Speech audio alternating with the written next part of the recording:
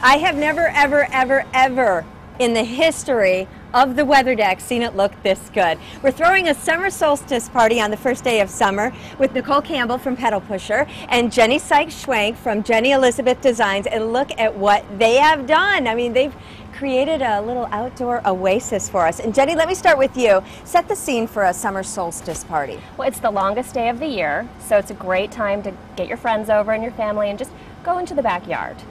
Not too much of a fuss, but make it comfortable. Bringing your pillows, your blankets, your rugs from your living room onto your back deck. Yeah, let's take a look at that right now. You can see they're barefoot and they're standing on rugs and blankets. They brought that from inside to the outside. Pillows are everywhere. It's just a comfortable setting, way to celebrate summer. Exactly. What else have you done to set the scene? Well, we took one of our patio tables, brought in a throw blanket, covered that, and then good friends relaxing on the ground. Let's bring some food. Okay, so you made some hummus, there's punch, there's fruit, and herbs floating in there. Exactly, and all these herbs are just things that you can find in your backyard. Everyone has an abundance of spearmint growing. Incorporate it into your cooking. Okay. Turn the oven off, consider grilling. Hummus is an easy thing to make, and this is a punch with seltzer, white wine, a little bourbon, simple syrup, and it'll last you the whole night. All right. While you pour me a glass of that, Jennie, let's turn to Nichole and talk about, she said bringing the outdoors, or bringing, you know, you want to pretend you're indoors, but you're outside, and you've got plants and flowers everywhere. Why don't you start with this, because this to me says summer solstice. Yes, we wanted to make little head wreaths for the ladies at the party. You can have this be kind of an activity that everybody can have fun with. This is mostly herbs, a little bit of ladies' mantle from the yard. Whatever you have an abundance of growing grasses, just go and snip stuff. I've got them all layered in a basket. Picture the kids running around with one of these. They're barefoot, they're wearing their flowy dresses, celebrating summer. And right here in the basket, too. Just gather up a bunch of the herbs and blossoms that you have. It's a great opportunity to cut your mint back if it's getting a little out of hand, and then you just bind them together with some twine or some ribbon and let them have fun just mixing and matching as they want. You have vine balls, too, all over. We wanted to bring kind of a fun little element into the planters and little details and that sort of thing. It's just beautiful,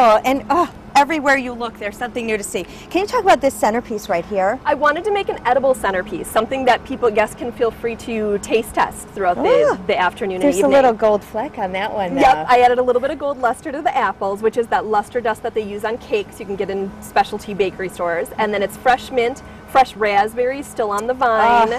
And then more of the herbs in there. So guests can nibble, and the centerpiece will transition throughout the night as people taste test. It's so pretty. And I know you're wondering, how did they build this canopy? Jennie, talk about that. Well, Nichole had a great idea to incorporate bamboo. I had an excess of fabric that only cost me $1 from KI Outlet. Yes, can you believe that? The KI Outlet here in Green Bay had this fabric and more of it for $1. And it's just, it sort of keeps the heat out, filters the light in, and once you have that tent flowing over your head, it just really sets the mood. Everyone just wants to sort of relax and sit underneath the tent. It's really just, it sets the scene right here. And let's talk about your feet, the henna. Can you take a look at that? Absolutely. And what did you do there? And can we really all do this? You can all do this. My first time doing this was last night. I found henna at India Bazaar, which is a little shop just off of Wabi Lane. Okay. And it's an all natural. It's just going to stay in the skin. It's temporary. It'll go away after a while.